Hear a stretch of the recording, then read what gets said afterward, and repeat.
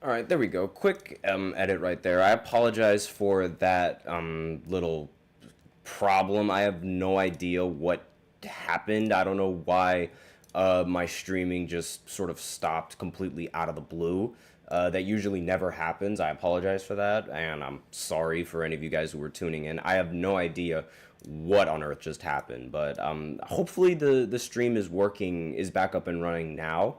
It seems like everything is back up and running. I don't know again, I have no idea what just happened. So I really apologize for that for all of you guys who were paying attention. That usually never happens.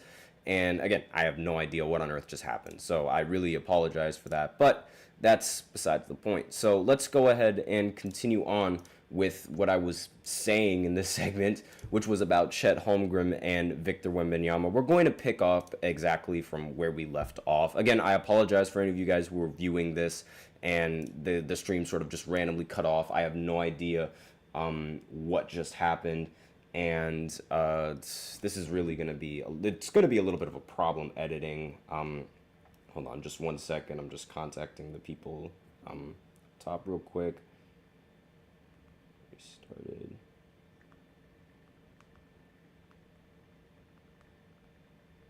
All right. So, anyways, after getting so rudely interrupted by the stream, hopefully that does not happen again.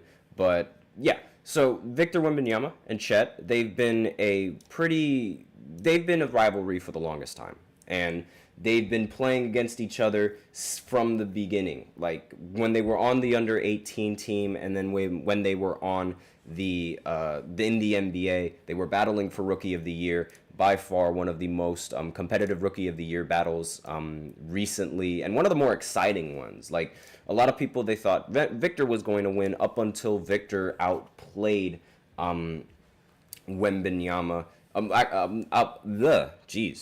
The stream was screwing up, and so am I. Good lord. Victor Wembanyama, he ended up outplaying Chet, and that sort of like closed any arguments that Chet had for winning Rookie of the Year over him.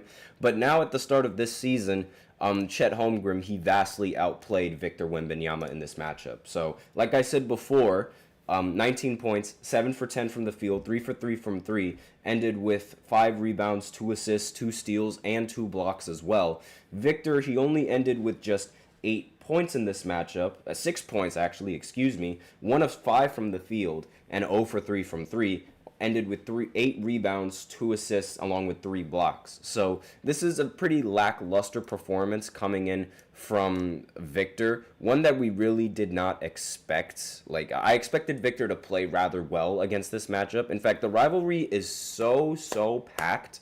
Like, it is so, it's full of so much beef that there are some executives that are saying that Victor wouldn't even say Chet Holmgren's name, and vice versa. Like, that's how difficult, and not really how difficult, but that's how deep this rivalry goes. We have somebody in the chat, so I'm assuming that the streams are back up and running as perfectly normal. Anthony Manzano, he's saying, do you think Miami fans are panicking, saying that we need to do a hard reset and trade Jimmy or Bam after the start of this season? I think that a hard reset is actually very necessary for the Miami Heat. There was also rumors going around that Giannis Antetokounmpo could end up being traded to the Miami Heat. There are rumors going around. I said that before in the first segment, talking about the possibility of Giannis being traded, and some of his interests are, one of the teams that he's interested in is joining the Miami Heat.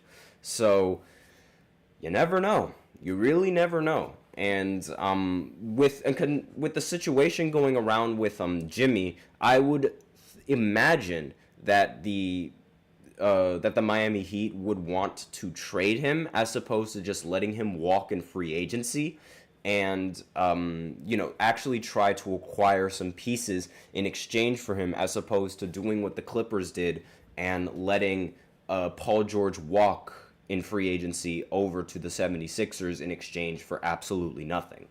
And that's my thought process on it. But again, like, we do have to see how the rest of the season plays out, because anything can happen and anything can change a bunch of players' opinions. So, but aside from that, this matchup between Victor and Chet Holmgren. So right now, Chet ends up winning this matchup. And it makes total sense. The team overall, like the Thunder as a team overall, they also played a lot better than the team overall did for the Spurs. SGA, he did not have his signature 31-point game, but he did score 18 points, record 5 assists, 4 rebounds, along with 1 steal in this matchup. And he ended up shooting 7 for 20 from the field, 2 for 10 from 3. So not a very efficient night coming in from him. But I do notice that SGA is taking way more three-pointers than what he would normally take in the regular season. So I think he might be trying to work on something like that and trying to adapt his game into how it's supposed to be played now, or what is really expected of him to be played now. Lou Dort ended the game shooting 7 of 9 from the field, 20 points, 6 for 8 from 3. And let's see, Jalen Williams, he also played rather well, 5 for 13 from the field, 1 of 3 from 3 with 12 points. But the rest of the Spurs, like, they didn't really have, like, they didn't have a 20-point scorer, but Harrison Barnes played pretty solid in this matchup, 18 points, 7 for 12 from the field. Jeremy Sochan, 7 of 16 from the field, 17 points.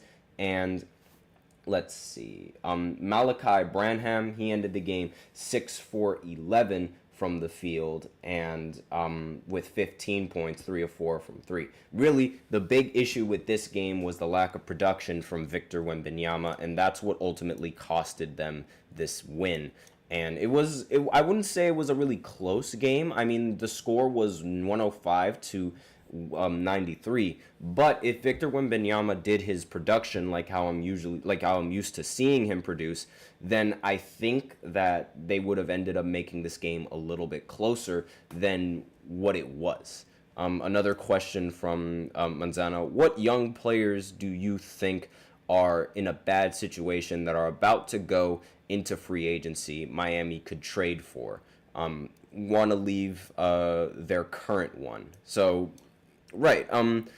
Let's see. Young players who are in a bad situation that Miami would want to trade for. Okay, so the first player that would come to my mind is Cade Cunningham, honestly. Like, the Detroit Pistons, they're a really awful team, but Cade Cunningham is a very solid player on the team. And the only real bright spot in this team and in the Pistons and the roster and the organization, I don't really think he would get traded because of the amount of money that he's being signed for. However, I do think that he wouldn't mind being out of the situation that he's in currently with the Detroit Pistons, constantly putting up 30 points and constantly ending up losing. They did not lose in the last matchup, spoiler alert for when I do my recap, but if there was any player that I would think would want to get out of a situation, I would think he would be one of those players. Another player that really that comes to mind is probably like Trae Young. I don't think that the Hawks, again, this is just like, players that are trying to get out of their situation and players that might want to get out of their situation just based off of how it's been going for them in the situation that they're in. I'm not entirely sure whether or not the Hawks are going to be keen on trading away Trae Young given having Zachary Rasacher and trying to rebuild around him, but I don't think he would be opposed to getting traded because Trae Young, again, is a player that wants to win. It doesn't matter where he's playing. He just wants to win and be part of an organization that wants to win as well. So I could totally, again, it's a long shot, but I could totally see that happening. And let's think, what other young players could be in bad situations? I thought Lauri Markkanen was going to end up being traded, but that ultimately did not happen with the huge contract that he ended up signing. So there goes that. That's like completely out the window now. Manzano says, with Cade Cunningham specifically, I understand he has the talent, but does he fit the system that Miami runs where we want players to be good on both sides of the ball? And look, I understand that that's your system, but do we really think that Tyler Hero is good on both sides of the ball? You're not going to have a whole lineup that's composed of two-way players. That's just not going to happen. Now, if you have a player that is really, really solid on one side of the ball, then that's okay because you can have several other players come off the bench and play defense like the way that you want. Even with the amount of point guards that he says, he continues in the chat, they have on their roster, how about trading for one of the point guards from Portland? That is another option that I could see happening. I mean, Fernie Simmons is a pretty good guard on the Portland Trailblazers. That could be an option, but again, you were talking about a guard that was solid on both sides of the floor. I don't really think a Fernie Simmons is solid on both sides of the floor, but he is a very solid offensive option. So I could see that happening. Again, I really feel like at the point guard spot, you do need a player that can facilitate and a player that can run the offense to the best of their ability. And that defense isn't necessarily a priority that you need to have when you're in the guard position if you can play offense rather consistently and when you have a team full of perimeter threats, so that way you can switch onto those perimeter threats. I mean, we've seen it with the Warriors when they run Steph Curry in the lineup. We were able to see how Klay Thompson would end up guarding the ball, and Steph Curry would guard somebody in the corner like that. So it's okay to generally have a guard that isn't really that confident or that dominant at the defensive end. He agrees with Tyler not being good on defense, but it's the limitations that he has physically. That is the reason why he is okay on defense. Sacramento would trade. He's asking, do you think Sacramento would trade De'Aaron Fox because they just drafted multiple guards in the last draft? I don't think so. I don't think so. I expect De'Aaron Fox is going to sign a huge extension after this off season. He recently declined one of his contracts, mainly because he's expecting to get more money if he's able to get accolades in this upcoming season. So that's a big reason why I don't think that De'Aaron Fox is going to end up leaving the Kings, and I don't think the Kings are going to end up leaving him either. But that's all that I have for this third segment. So now I'm going to go ahead and go into the fourth segment where I give my quick recap. We are running low on time because of the issue with the stream that I had a few minutes ago. Again, I apologize for that. I can't really control that. But I'll be right back after this short break, so be sure to stay tuned.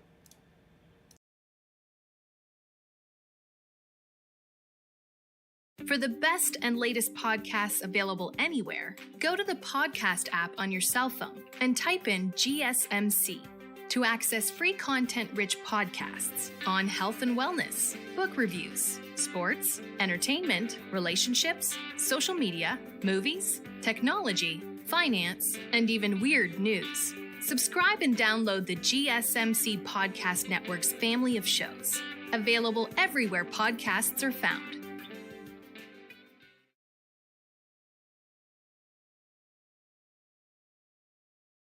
And we are back with the fourth segment of the GSMC Basketball Podcast presented by the GSMC Sports Network. And in this fourth segment, we're going to be doing a quick recap of all of the games that went down yesterday in the NBA. And I got a lot of teams wrong. I did predictions the other day, right? Like how I usually do in my fifth segment, and I ended up getting a lot of teams wrong in this game. It was really bad. Like my predictions were not the best, and they definitely were not the most how should I say?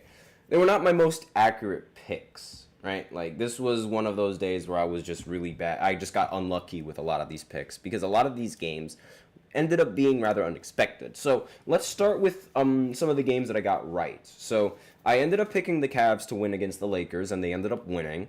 And they won 134-110. I alluded to this before. The Cavs, they're starting their season 5-0. They are one of the very few teams left in the NBA now that have remained flawless. The only other team left is on the Western Conference in OKC. And they're the first team to accumulate 5 wins in this season. So all of that drama that we heard in the offseason, irrelevant now. Absolutely irrelevant. These guys are playing very well as a team. They're playing very well with Jarrett Allen, very well with Mitchell, pretty well with Garland, and really good with Evan Mobley. Mobley only played 19 minutes in this matchup and was able to accumulate 25 points, And how well did he shoot from the field? I actually have no idea. Let's see. He shot 12 for 16 from the field, super efficient. Donovan Mitchell, he ended the game with 24 points, 10 for 20 from the field, 4 of 10 from 3. Jared Allen ended with 20 points, 9 for 12. Karis LeVert off the bench came with 16 points, 6 of 8 from the field. Darius Garland, he didn't really play all that well in terms of scoring the ball, but he did end the game with 10 assists, which is pretty solid. And again, 12 points, but 5 for 14 from the field. Not really ideal, but at the end of the day, a win is a win. Now, for the Lakers side, LeBron James, he ended up being the leading scorer in this matchup. 26 points, 6 rebounds, and 3 assists. Anthony Davis finally was able to stop scoring 30 points. 22 points, 13 rebounds, 2 assists, and 2 steals. They both shot pretty efficiently. LeBron went 9 for 13. Meanwhile, Anthony Davis went 9 for 17. It was really just the rest of the team that didn't follow suit. And that's expected when you take a bunch of three-pointers. They shot 6 for 28 from 3 in this game, compared to the Cavs shooting 17 of 41 in this game. And shocker, Bronny scored his first basket in the NBA. Oh my God, it's a miracle. He went 1 for 2 from the field and ended with 2 points. So that was the big highlight of the game, really. And I mean, the rest of the players, they did not really play nearly as efficient as you would like. Max Christie 1 for 6, Austin Reeves 2 for 6, Roy Hachimura 4 for 6, and D'Angelo Russell 2 for 7. And when it's just LeBron and Anthony Davis doing most of the heavy lifting, it's not necessarily ideal. But again, this is only the second loss for the Lakers, and I expect them to bounce back. This was a particularly rough shooting night for them, and those kinds of shooting nights happen. So I don't think it's that big of a deal. Dalton Knecht also played really well in this matchup, 6 for 12. He did shoot 2 for 7 from 3, but he ended with 18 points. So can't really complain about his performances there. But I expected the Cavs to win, similar to how I expected the Knicks to end up beating the Miami Heat. They won 116-107 behind Karl-Anthony Towns' 44 points and 13 rebounds. Josh Hart ended with 10 points and 14 rebounds. Mikal Bridges, I keep saying Miles Bridges, good lord. He ended the game with 17 points, 3 rebounds, and 6 assists, along with 2 steals and 2 blocks. Jalen Brunson ended with 22 points, 9 assists, and OG ended with 11 points. Now, Jalen Brunson didn't shoot the ball all that efficiently, 6 for 18, but again, 22 points is 22 points. And when Karl-Anthony Towns is scoring 44 points, it's really difficult to beat this team. So, the Miami Heat, on the Heat side, Tyler Hero ended up scoring 34 points in this matchup, 7 assists as well, along with 5 rebounds. Jimmy Butler only scored 15 points in this matchup, but he did go 6 of 9 from the field and recorded 4 assists along with 4 rebounds and 2 steals. And let's see, Bam Adebayo, he did not really seem to be on one in this matchup, 3 for 7 from the field, 11 points. And Terry Rozier ended the game 5 for 14 with 16 points. Jamie Jacquez Jr. also did not really play well in this matchup. 8 points, 2 for 10 from the field. But I expected the Knicks to comfortably win this game. Now, this is sort of where basically all of my picks ended up being wrong. Now, I expected the Grizzlies to end up beating the Nets. Somehow the Nets ended up winning in this matchup, 119-106. Dennis Schroeder ended the game with 33 points. Cam Thomas ended with 19, and Cameron Johnson ended with 14. And really, the Grizzlies, they did not have, they did have Ja Morant, but Ja Morant did not really play as well as I thought he would. He went 5 for 16 from the field with 14 points, 1 of 6 from 3, and ended with 11 assists, which is pretty solid. Jaren Jackson Jr., he ended the game with 30 points and 4 rebounds. Zach Edey ended with 13 points and 2 rebounds in 18 minutes in this matchup. And again, I just expected the Grizzlies to end up coming out on top in this game, but they ultimately did not. Next is the one that actually shocked me the most. The 76ers ended up losing to the Detroit Pistons, the worst team in the entire NBA they ended up losing to. And why was that? Guess what? Joel Embiid did not play in this game. Neither did Paul George. I don't know what is going on with these two players. I don't know what's going on, particularly with Joel Embiid, because he was cleared for tonight. It was expected that he was going to make his debut, in this game. But when I looked at this game and when I saw it live and when I saw the box scores, he did not suit up and he did not play in this game. I don't know what is going on, but this is clearly hurting the 76ers, and they're off to an extremely poor start because of Joel Embiid's lack of wanting to play. I don't understand why he doesn't want to play. I don't understand what's going on, what's the injury situation going on with these two players, but it's really a bad start for them. Tyrese Maxey, he ended the game with 32 points, but really that's the only bright spot that the 76ers team has. And Jared McCain, the rookie for the that they just acquired in the draft, 3 for 9, ended with 12 points. And Caleb Martin, he ended the game 2 for 10. Really, this is just absolutely pitiful. And the fact that the 76ers don't have Joel Embiid or Paul George is a big reason why they ended up losing. Cade Cunningham, he ended with 22 points. Tobias Harris ended the game with 18 points and 14 rebounds. Jaden Ivey, ended the game with 23 points, 3 rebounds, and 3 assists. And really just, I did not expect this team to win at all. The Warriors, they ended up beating the Pelicans again. It was rather stubborn for me to pick the Pelicans, especially after they lost to the Warriors previously. And you could argue that the rest of the team, the rest of the team played pretty solid. But Zion and Brandon Ingram did not score the ball as efficiently as they did in the previous matchup. In fact, Zion ended with 12 points, 12 rebounds. Brandon Ingram with 14 points, 6 assists, along with 5 rebounds. And Zion shot 5 for 20 from the field, which was incredibly inefficient. And the Warriors, on the other hand, they just kept being the Warriors. Buddy Hield, he ended up scoring 21 points. And Draymond Green ended up scoring 14. Again, Steph Curry was not playing in this matchup, and neither was Andrew Wiggins. And they still were able to come out on top. This is a problem for the Pelicans, and this spells only good news for the Warriors, because it's like now they don't even have their 2 best players, and they're still winning games. It does not make any sense how this is happening, but I digress. Next, the Celtics, they ended up losing to the Pacers in overtime, and the score was really, really close. The Pacers ended up winning 135 to 132. Pascal Siakam ended up scoring 29 points with 11 rebounds. Halliburton ended with 17 points and 12 assists. And he shot 7 of 19 from the field, 2 of 10 from 3. Not a very good, efficient game coming in from him, but those assist numbers rack up and they speak volume. And for the Celtics side, Jason Tatum ended the game with 37 points, 8 rebounds, 4 assists, along with 4 steals. Jaylen Brown ended with 25 points, 5 assists, and 6 rebounds, and Derek White ended with 23 points. This was a very, very close game. It came down to the very end. And, of course, when it goes down into overtime, it will always come down to the very end, right? And the game was really decided once in the final few seconds when Pascal Siakam made an extremely clutch 3-point shot with the help of Halliburton and took the lead 135 to 132. And then Jaylen Brown, he ended up missing the 3-point shot that would have tied the game and sent it into another overtime.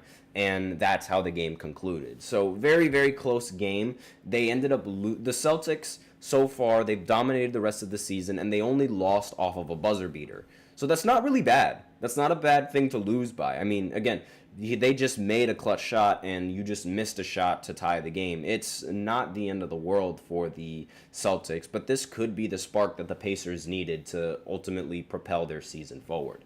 Next, the Hawks, they lost to the Wizards. I did not expect them to lose again to the Wizards, especially considering how the Wizards are supposed to be a mediocre team. Alexander Czar did not play well in this matchup, go figure. Ended the game going 3 for 9 from the field with 11 points. Bilal,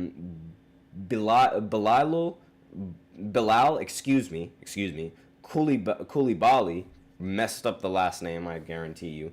27 points, 11 for 14 from the field, 3 for 5 from 3.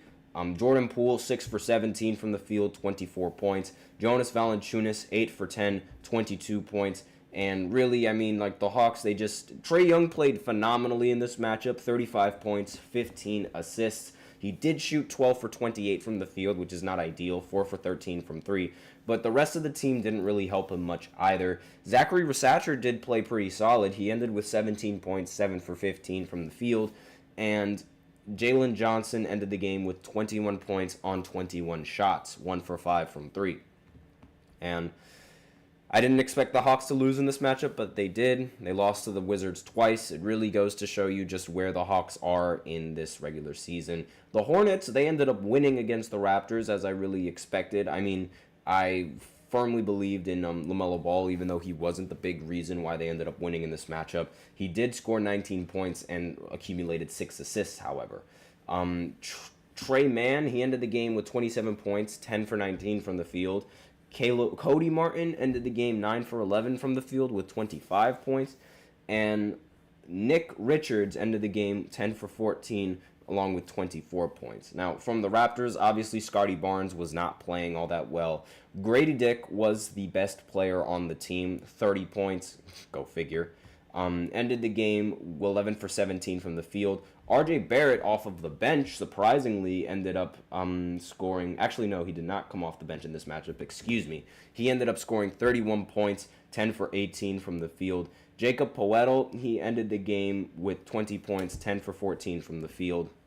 So the Raptors, they played pretty solid, but, they just weren't enough for the Hornets. The Magic, they ended up losing to the Chicago Bulls 102-99. And Kobe White, 21 points. Zach LaVine ended with a double-double, 11 points and 10 rebounds. Vucevic ended with 18 points and 14 rebounds. And Josh Giddey ended with 20 points and 11 rebounds. So 2 players in the starting lineup ended with double-doubles. And this was not a very solid matchup from the team for the Orlando Magic. Paolo Banchero, he did have a very huge game, 31 points, 7 rebounds, and 4 assists, as I suspected, but it just wasn't enough for the Chicago Bulls going on tonight. They only made 11 threes out of the 46 that they made, compared to the Bulls, who made 13 out of the 34 threes that they made, which was really the big deciding factor in this loss for them. Now, I already talked about the Thunder and the Spurs game. And finally, the Blazers, they ended up beating the Clippers 106-105. And Norman Powell, he ended the game with 30 points. Harden ended the game with 19 points and 10 assists. But aside from those two, that was really the only real offense that the team had against the Portland Trailblazers in this matchup. And it really, it was unfortunate. I mean, DeAndre Ayton was the one that sealed the game with the score how it was, and Ivica Zubac, he missed both of the free throws that would have given them the lead, which probably would have sent the game into a little bit either into an overtime or into the Clippers winning the game, because they did not end up hitting a shot after that and no one else did. But that was really what sort of messed them up, those missed free throws, and it was rather unexpected. Actually, no, not really unexpected, because, again, Zubac isn't really that good of a free throw shooter. So that's all that I have on the recap for this segment, and I'm going to go into a short break and then go into a shorter segment where I talk about my predictions for the next games that are happening later tonight on Halloween. So I'll be right back after this short break. Be sure to stay tuned.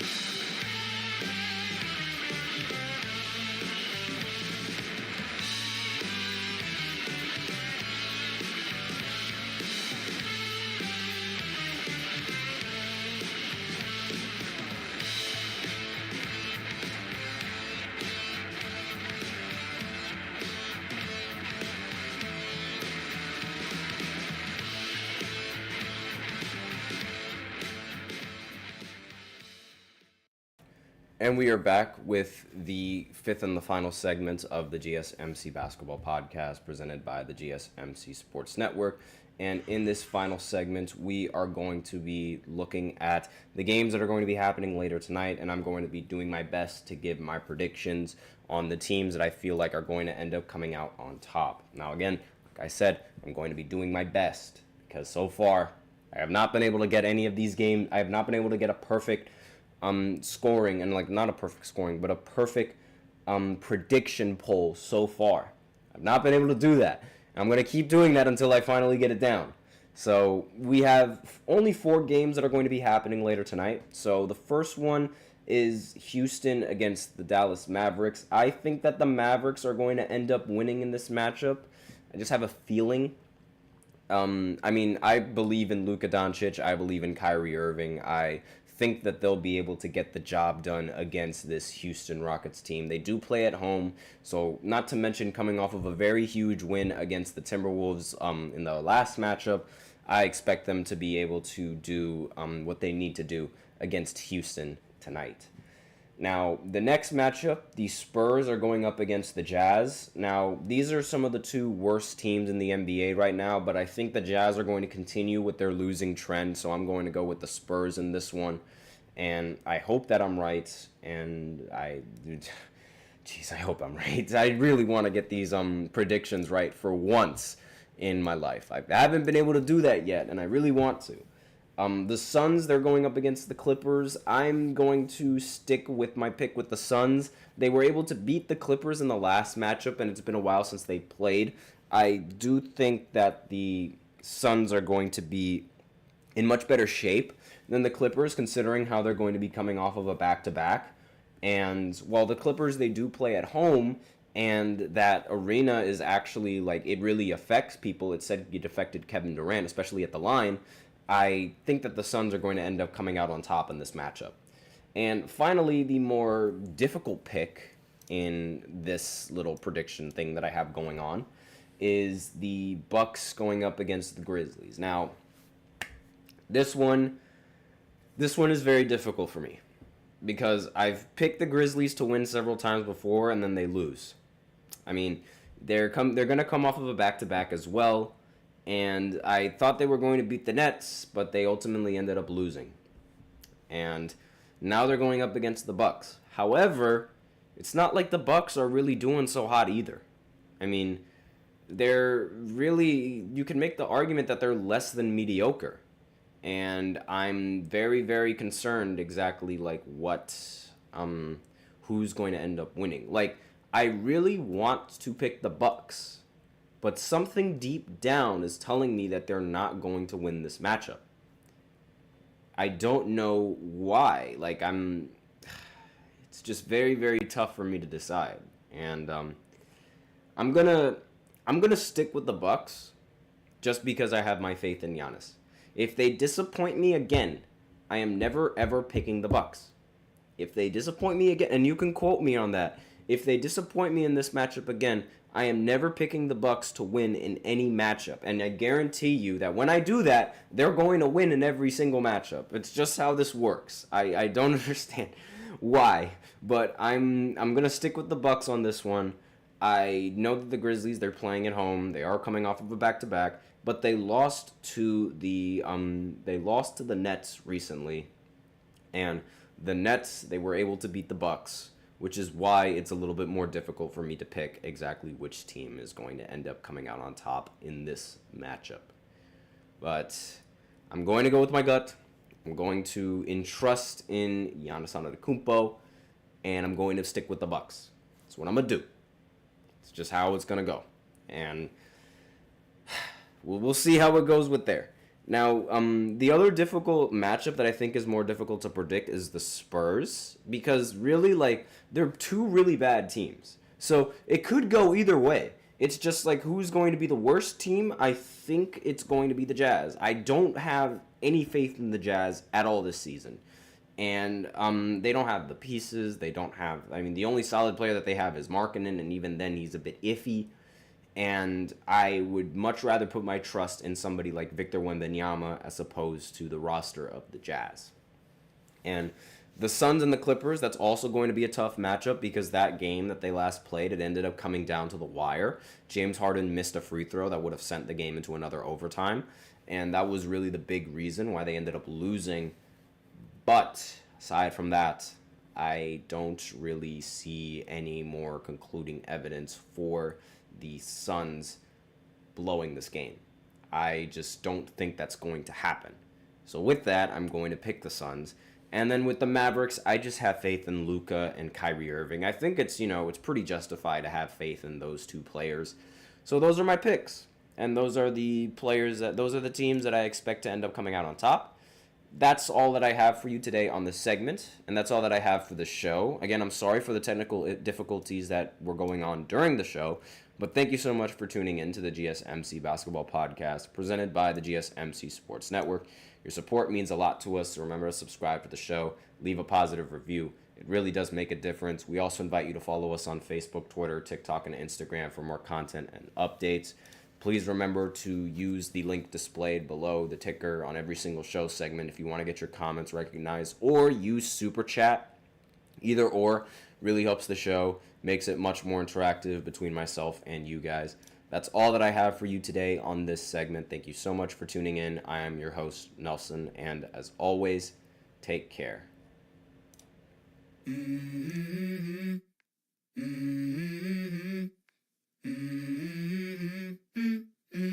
Let's go. I wake up to a little bit of drool on my pillow, feel like it's gonna be a bad day. Yeah, I'm tired of shit, and the coffee ain't hit yet, damn, ain't that great.